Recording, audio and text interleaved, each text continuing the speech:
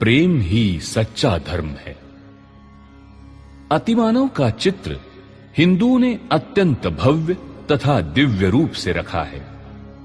अन्यों ने भी मानव होने के नाते इस बारे में कल्पनाएं की है। उसमें पूर्ण युक्तिवाद भले ही न हो, किंतु कुछ न कुछ साक्षात्कार अवश्य है।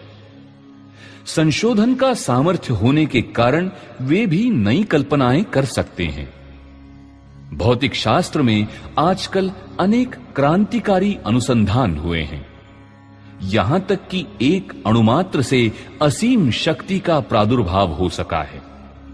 इसको देखकर वैज्ञानिकों ने सोचा कि जिस सत्ता के एक अणु में इतनी शक्ति है, उसकी श्रेष्ठता तथा भव्यता कितनी होनी चाहिए। केवल भौतिक शास्त्र के चिंतन से भी यदि वो प्रामाणिकता के साथ किया जाए तो मनुष्य ईश्वर की कल्पना कर सकता है। मानव जीवन के संघर्ष को देखकर पाश्चात्य विचारकों के मन में भी उसे मिटाने का विचार उत्पन्न हुआ। उन्होंने भी सोचा कि मानव परस्पर स्नेह से क्यों नहीं रहता, सत्ता के बल पर उसे चरित्रवान क्यों रखा जाए, ऐसी अवस्था क्यों न उत्पन्न की जाए जिसमें सत्ता की आवश्यकता ही न रहे। इस स्थिति को उन्होंने अराजकतावाद यानी अनार्किज्म, सत्ता शून्य अवस्था यानी स्टेटलेस स्टेट अथवा राज्य सत्ता का तिरोधान, withering away of the state, ये कहा। ये विचार मानव मन में चलने वाले सुप्त विचारों का ही परिणाम है। साम्यवाद में भी मूलतः वर्ग संघर्ष का चाहे जितना विचार हो, परंतु अंत में ऐसी अवस्था का ही चित्र देखा है जिसमें सभी संघर्ष शांत होकर वर्ग विहीन तथा राज्य विहीन अवस्था का निर्माण हो।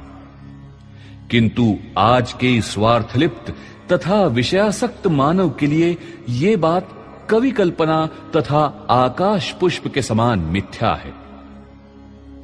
मानव जब अतिमानव बनेगा, सृष्टि के साथ अपने संबंधों का साक्षात्कार करेगा, चारित्र को ऊपर उठाएगा और परस्पर एकात्मता की पूर्ण अनुभूति करेगा, तभी राज्य विहीन समाज की रचना संभव होगी।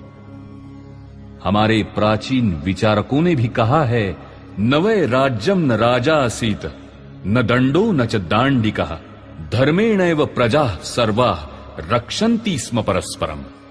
न राज्य की आवश्यकता है, न राजा की, न दंड विधान की और न दांडिक की। यदि आवश्यकता है तो केवल धर्म की। धर्म से ही प्रजा सौहार्द से रहेगी।